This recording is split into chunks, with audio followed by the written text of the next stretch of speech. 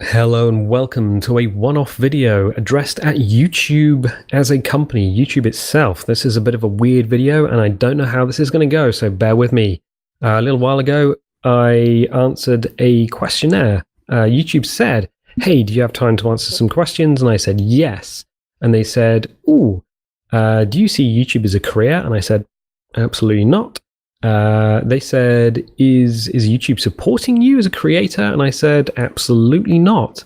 And then they asked for feedback. So I wrote a couple of paragraphs and I thought, hang on a minute, no one's going to read this. Absolutely no one's going to read this. So hang on.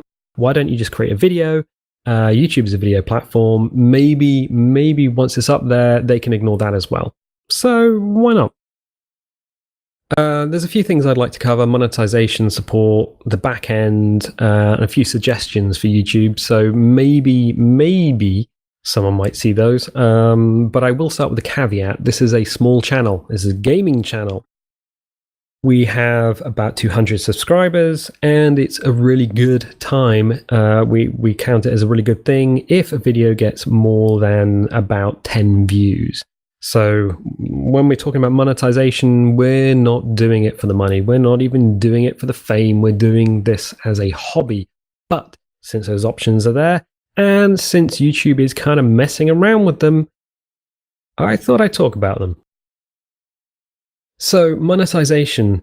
I noticed the other day when I went to upload a video that some of our videos now have a little yellow sticker on them. And I was like, this is weird because I'm used to videos being demonetized by the algorithm. But this is a new one on me. So I went and I clicked on the video manager and I scrolled through and I found, yep, some of our videos do in fact have a little yellow sticker and it says, not suitable for most advertisers. And if you hover over it, it says limited or no ads. Ooh, this is weird. Okay, so what's going on? And I think it's the same system or a revised system to what they were using before when they would just straight demonetize videos entirely. Now, I saw that before with the IL-2 Sturmovik videos that we did. I think basically IL-2 Sturmovik, if you don't know, is a flight simulator. It's a very realistic flight simulator. It takes World War II aircraft, and there's no symbology in there. So for the Axis aircraft, there's no symbols on the wings. There's no real talk. It's just, these are the aircraft at the time. You lads can fly them around.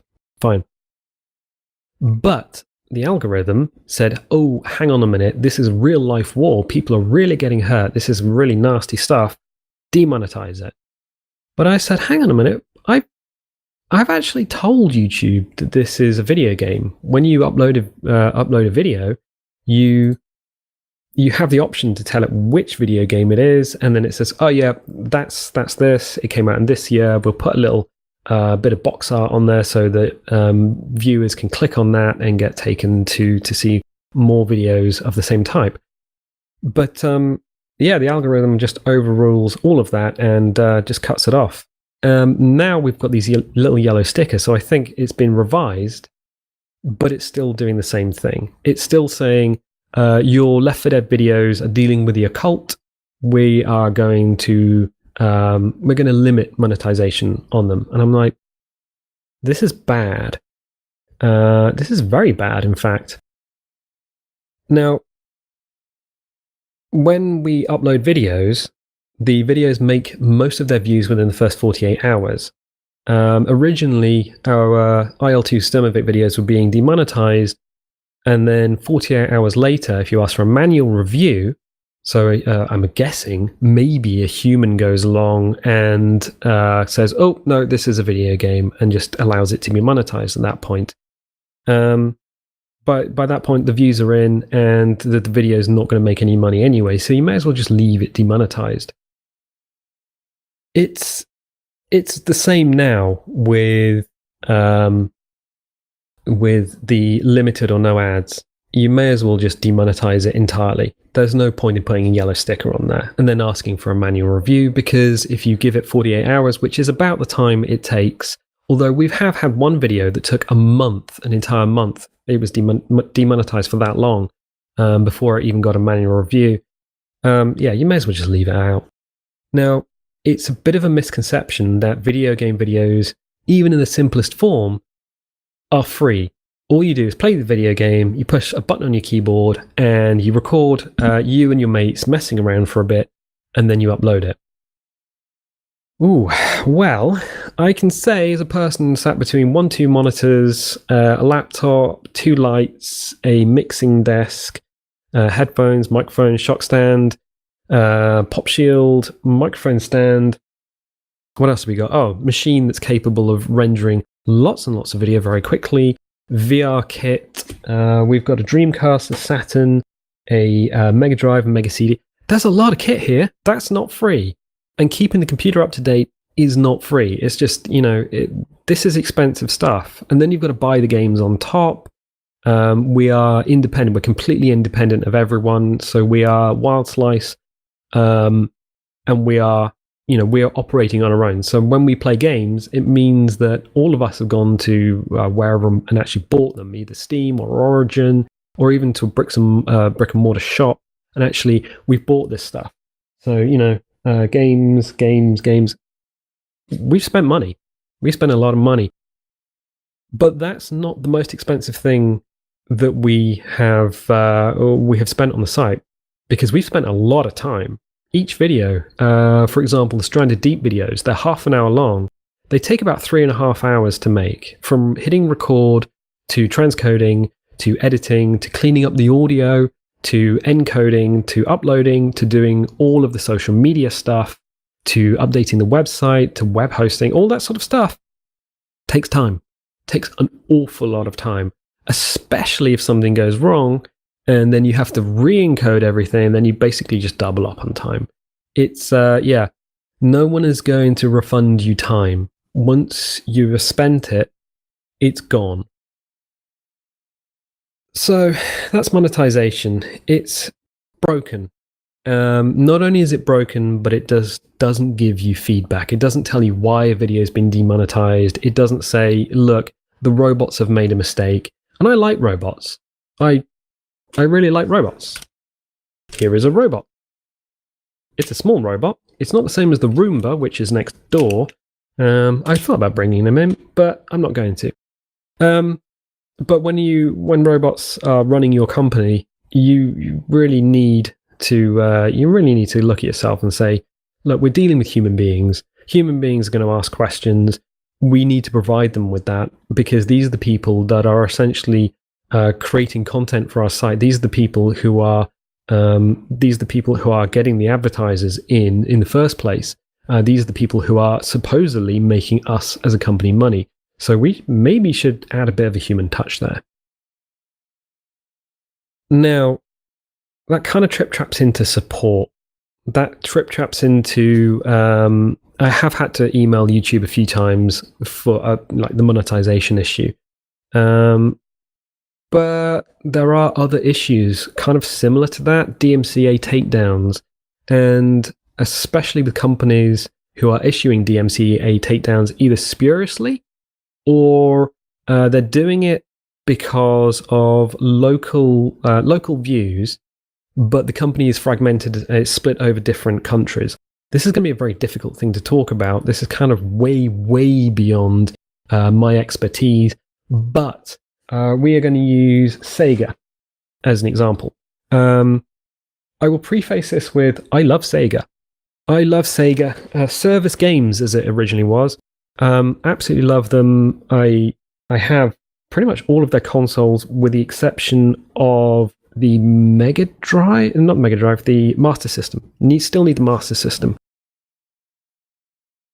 But a little while ago, you may remember that Sega of Japan issued a DMCA takedown. There was a game called Shining Force, which came out in 1992 on the Mega Drive. So the Mega Drive, brilliant system. Some YouTubers got DMCA takedowns. Total Biscuit, John Bain, his site almost got completely wiped out when Sega of Japan went, you know what? We're going to take it down. The thing about Japanese companies and YouTube, they don't really get YouTube, they don't really get streaming. But Sega Service Games originated in America. Wait, hang on a second. I thought, no, I think it's an American company. Sega of America, Sega of Europe were like, sorry, we can't really control Sega of Japan, but we're quite happy with you to have the videos up. It's nothing to do with us. At that point, YouTube should really step in and say, well, 2/3 of your company is saying these videos are okay. 1/3, the Japanese part of the company, is saying, DMCA takedown. Maybe we should look at this, see what's going on, and maybe get the parent company to really, I don't know, just have final say on this. Get Sega of America to say, you know what? No, these videos are cool. We're going with it. I mean, YouTube's an American company. Why would you not listen to Sega of America? So that's something that happened in the past. Sega these days seems to be pretty cool. I will say that. Their former rival, Nintendo, absolutely not. We would not, as a small gaming channel, even consider putting up Nintendo games. There is a Wii down there, but it is relegated to being off most of the time. Ooh, I would not like to poke that hornet's nest. Not with someone else's. Not at all. So we're going to trap into the back end. The back end of YouTube. Oh my. So this is another area that I'd like to cover. And basically, it's okay. It's functional. When you upload a video, you've got a few options. You can throw in a thumbnail. You can add end screens and annotations. You can add a bunch of text. You can actually resize the boxes and various bits and pieces. That's cool. But it's kind of lacking, I guess, a human element.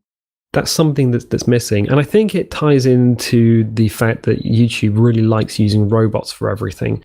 So they've created kind of an everyman back end, something that suits pretty much everyone.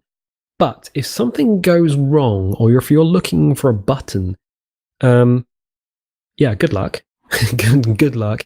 It's kind of devoid of human touches.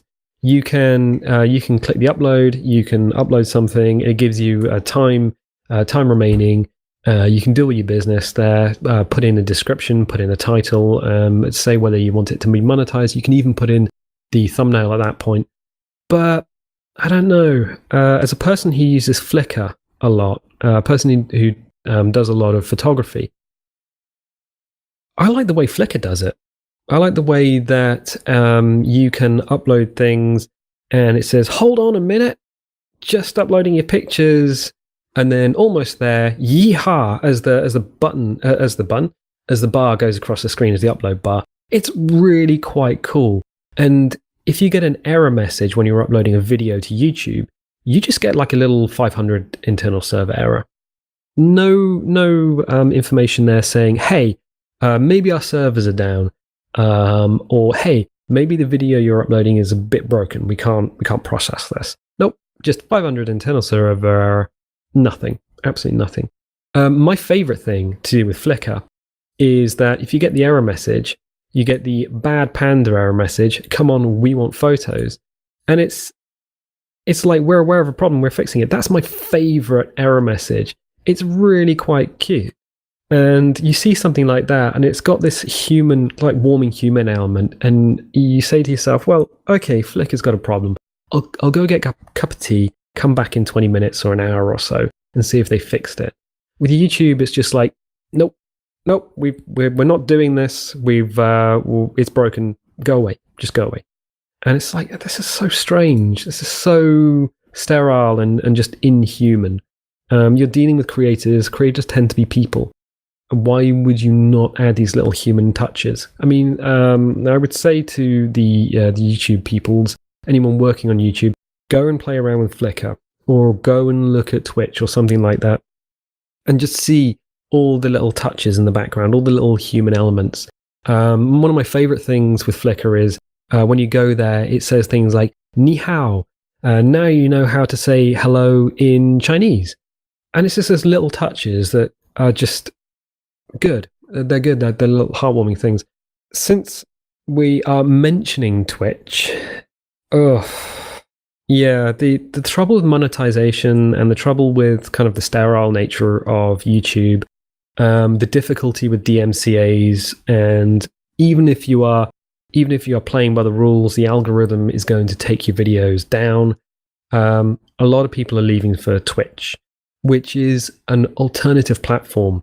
It is a live streaming platform. It is not a VOD platform, which is what YouTube is. It is a different way of consuming media. However, I know at least one of our lads has gone over to Twitch because he just finds the whole experience infinitely better. It seems like Twitch is actually cares about you as a content creator rather than YouTube, which is just so standoffish and hands-off, and it's like, we're just robots, robots and ukuleles, as far as the eye can see. Yeah, it's a whole different world.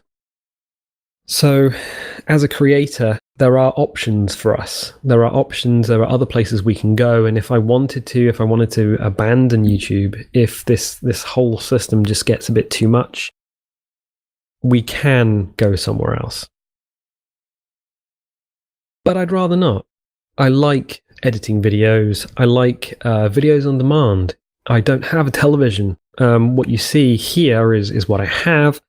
And I do consume a lot of YouTube videos at my own time, at my own leisure, because that is just the way the world has gone, or at least that's the way I thought the world has gone.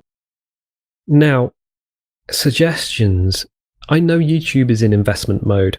I know the payout for advertising or monetization is terrible because YouTube is losing money. They just can't afford to pay everyone what they would like to do, or at least what I would assume they would like to do. So I would say, first of all, drop the ukuleles. When you're making videos for creators, we don't need any sort of coffee shop, sort of nicely dressed people in coffee shops playing with ukuleles. Just cut it out, please. What I would also say is look at Twitch.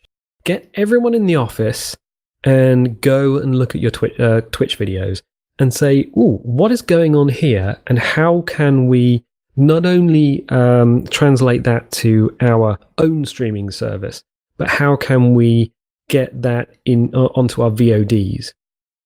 Now, I have noticed that some channels have a donation button at the side. It's very unobtrusive. A lot of these channels are either based in the United States, or they are affiliated with people in the United States, like Maker or Polaris. So you can hit on the donate button if you like what you see on the channel, and you can give them a bit of extra currency outside of advertising. That's okay. But you can't get that in the UK, or in fact anywhere else in the world, and it's just kind of, it's a bit of a sterile system. It's just not brilliant. I know YouTube doesn't really like Patreon, and I know a lot of people on YouTube are turning to Patreon because it is a way of bypassing the monetization system, and it's a way of getting income for people who want to do this more as a full-time job. Or just cover the cost of the equipment or time or whatever. What I would say is definitely look at Twitch. Look at the bits system, cheers and bits. You can buy some virtual currency, and you can go and you can watch someone stream, and you can say, yeah, this is great. I'm going to throw some currency at the screen in the form of bits. And that would translate very well to YouTube VODs or YouTube streaming. Things like emoticons, little icons that you can put in chat. Why can't we have that on YouTube? Why don't we have an icon creator on the back end, or an emoticon creator on the back end that creators can download, make emoticon packs, and then divide them, I guess, 3 ways. First of all, you get a pack or part of a pack if you subscribe to a channel, which you can use on anyone's videos. So it encourages people to use these emoticons in chat, but it also encourages people to chat. The other thing, and this is kind of potent because I asked for feedback on a video probably a few videos ago, and somebody wrote me a nice paragraph, and all I could do is put a little heart on it to say I favorited the comment. I was thinking, well, hang on a minute. Could we not use emoticons as rewards? Could we not say, hey, that was a really good comment, here's like an emoticon that you can now use in chat, and it's unique to people that the channel has said, yeah, you've written something really nice. And it would probably help to cut down on this terrible YouTube comment culture that exists at the moment, where YouTube comments can be quite toxic, and rewarding people for actually having taken the time and writing nice comments. It's a simple thing. Again, it doesn't cost anything. Also, if someone does donate to a channel, and seriously, lads, get the donation system out to everyone in the world. We're in the UK. We're in the North Atlantic, but we're in the UK. Why can't we have the same donation system as you guys have in North America? Taxation isn't really an issue. We can get over that. Amazon seems to have got over it quite quickly. But if someone does donate to a channel, why don't they also get an emoticon pack as well? So you've got the three emoticon packs. It's a little reward which we can give to people for either good behavior or subbing or donating, or even just have like a Patreon back end where people can support a channel monthly and get sort of virtual rewards, maybe some sort of, and I hate to say loot box system, but some sort of virtual reward. If YouTube took a percentage of that, like 10% or whatever, or even 30%, it wouldn't be a problem, and it would be another source of income on top of the adverts, and maybe it would help YouTube get out of this investment mode, out of this deficit that they've been in for so long. I mean, yeah, you might feel uncomfortable copying Twitch or even modifying Twitch systems for VODs, but I would say do it. Imitation is the most sincere form of flattery, and it's not as if the internet is a sterile, isolated environment. I think that's about everything that I've got down in notes. I'm really sorry if this was a bit dry, but again, this is kind of aimed at YouTube and YouTube employees. Once they've put down the ukuleles and their sort of expensive coffees, maybe they can take a look and say, yeah, no, some of those ideas were good. Some of these things like the demonetization and the unsuitable for advertisers and the algorithm and all that stuff, that needs to be tweaked. Maybe we can add human elements to the back end of YouTube for the creators. That would be wonderful. I don't expect anyone to actually watch this video. That's the sad truth. I don't expect anyone from YouTube to even see this. So, you know what? I'm just going to sign off. So for anyone who has seen this and has any comments, I would say leave them down below. If you're into Stranded Deep and videos like that, also live stream VODs, James does live streams and we occasionally sit in on them, and those ones go up on YouTube. Definitely drop a subscribe, drop a like, and you know what? I will catch you guys later. Bye.